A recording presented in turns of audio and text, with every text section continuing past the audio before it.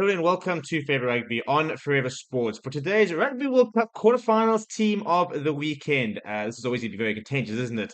There were 8 teams that played this past weekend. We've had to try and select 15 of the top performing players. And team of the weeks are very difficult because often there are a lot of key performers in key positions, but of the same position, and then there are sometimes weeks where there are maybe like very few performers in other positions. And so sometimes it's really difficult to pick a specific position in terms of there just weren't a lot of particularly good performances in that position. Alternatively, sometimes it's really difficult to pick because there were too many good performances in that position. So, for example, if you look at and hooker, for example, there could have been 5 brilliant hooker performances over the weekend. We can only pick one player. So it's always going to be quite contentious to see what people would prefer. So we've attempted to try and put together a team of the week with the countries represented, all four. I'm trying to think of which countries aren't out of the 8. I think they're no Fijian players. I think there's no Irish players. No, there's an Irish player. Yeah, so I think it's just, no Welsh players. So there's 2 countries that aren't represented. So 6 nations are representing the team of the week, and yeah, I was probably quite dominated by the teams that are in the semi-finals as well. So before I show you the team of the week, please do smash like on the video. Please do subscribe to the channel as well. This is what I've gone with. Now, before we get into this, I want you guys to know what you guys think. I want to know put your team of the week down, and it'll be interesting to see how we do differ. The front row, number 1, I've gone with Cyril by 2 tries, a decent performance scrummaging wise as well. South Africa started to get a bit more scrum dominancy as the game went on. But I thought that he was really good and phenomenal, and he lose 2 good tries as well. I actually put him ahead of Stephen Kitshoff in my combined 15 last weekend. And I think fair to say he did probably outplay Kitshoff this past weekend. So I've got myself by at Lucid. I've got my Till Lomax at tight head. Thought Frans Malherbe put in a decent shift. I thought that the 2 Irish props were pretty average, to be honest. So I've gone with Tyrell Lomax, who got the better of Andrew Porter throughout the game and won 2 pretty big important scrum penalties. And I thought that the success the All Blacks had at scrum time was a big part of why they were so why they went on to win that match in against New Zealand. Hooker, I've gone with Bongi Manambi. I thought Piotr Murvaka was fantastic with ball in hand. I thought that there were a couple of decent hooker positions. I thought Jamie George really stood up as well for England. And I've gone with Bongi Manami, man of the match again in the match between South Africa and France, which is quite controversial. But I think it was just a case of trying to pick so many of the top performing players.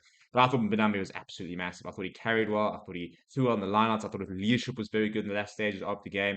I thought he defended like an absolute animal. He's back. He's definitely stepped up his game since that injury to Malcolm Marx. And of course, we're missing Malcolm Marx, but we've definitely felt that, Bongi Mbonambi's stepped up as a result of it. He wasn't maybe playing his best rugby about a month and a half ago, but he's playing close to it at the moment. The locks were quite complicated as well. I mean, for me, it was who's going to partner Evan Etzebeth, who was monstrous this past weekend. Kevin Rock had a few areas in his game. He had some very good moments in a few areas as well. I thought Brody Retallick had a very good game. Sam Whitelock came off the bench and won that penalty. But I thought that Mario Toje looked much more like the Mario Toje that was at one stage ranked. People were like ranking him as one of the best locks in the world, which I thought at the time was maybe a little bit preemptive. But this past weekend, I thought we saw the Mario Toje that we kind of been waiting to see a little bit. I haven't seen him for the last year. The loose trio, I've gone with Sam Cane, Courtney Laws, and Artie Severe. Sam Cane, what a performance from him. Really silenced a lot of haters. I thought Courtney Laws was characteristically very good for England, very reliable player. Other players, I mean, look, Charles Oliver had a good game. Gregory Aldred had a pretty good game. Anthony Johnson actually played pretty well. The entire French loose trio played very well. I thought a lot of the Irish loose trio, Josh Van der Fleer, I thought was a bit disappointed. I thought Caelan Doris played pretty well. I think Peter Steph played pretty well. There was some good loose forward performances over the weekend, but for me, Sam Cane obviously at a different level, and I've gone with Courtney Laws, so I think that he was a big part of that England result. So that is my pack. We have got 2 South Africans in there, 3 New Zealanders, 2 Englishmen, and 1 French player in there. So let me know if you change that, and then let's move to the back line. Antoine Dupont at 9 was. Yeah, really, really good. He didn't skip a beat. Looked like he looked like he'd never been away, to be honest, causing a lot of problems for South Africa.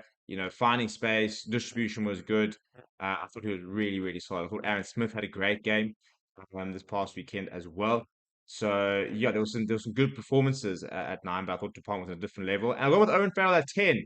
Mathieu Jalabert had very good moments and then some pretty poor moments, including that kick for touch, which went backwards. I thought that Moni Liebach and Hunter Pollard had very assured performances. Nicolas Sanchez came off the bench to great effect for Argentina. I thought Owen Farrell, sorry, Michi Mwanga had a great game for New Zealand. 26 actually played really well as well. So it was a really good performance from the Tens over the weekend. But for me, Owen Farrell just didn't skip a beat. Under a lot of pressure. I was very skeptical about him coming ahead of George Ford, and didn't. I don't think he missed a kick off the tee. Controlled the game really well, kicked very well, defended well. I don't think he put a foot wrong. The best players stand up at the big moments, and he definitely did. And I think he sort of proved a lot of his critics wrong this past weekend. The two wings got Cheslin Colby and Emiliano Buffelli. Buffelli as well, very good with his boot. Dan Pinner played well. Currie Lawrence played well. Um, I thought that the Irish wings were a bit quiet. For example, I don't think there were too many stats. I thought Sammy Radrajo was very good for Fiji, but ironically, it was a lot better when he actually found space in the inside and sort of playing more in the centre channels than out at the wing. Curtis Lawrence obviously scored a very nice try. So I've gone with Bafili and Cheslin Colby. Cheslin Colby, one of the players of the weekend. That's an easy pick. And in the centres, I've gone with Bundyaki and JC Creel. What a combination that actually would be. I don't think this is too controversial. Bundyaki was a different level this tournament, this game, as he has been the entire tournament regardless of the fact that Ireland have gone out, I would put him in contention for player of the tournament still, to be honest. And the Jesse Krill masterclass, absolutely phenomenal game. His best game in a block jersey, I think a lot of people are saying. And then fullback, for me, it was a bit of a toss up between Tomo Ramos and Burden Barrett. I've gone with Burden Barrett. Maybe I'm a bit biased because I was there and watched the game, but I just thought that he looked so comfortable, so composed, got New Zealand out of trouble a couple of times. Nice couple kicks in behind, managed the game very well next to Richie Mo'unga. Playing such good rugby at 50, and that access of Mo'unga Barrett is very functional for the All Blacks. So let me know what changes you'd make down in the comments below. Please do smash the like on the video. Please do subscribe to the channel as well. Thank you very much for watching. My name is Steven. I'll chat to you soon.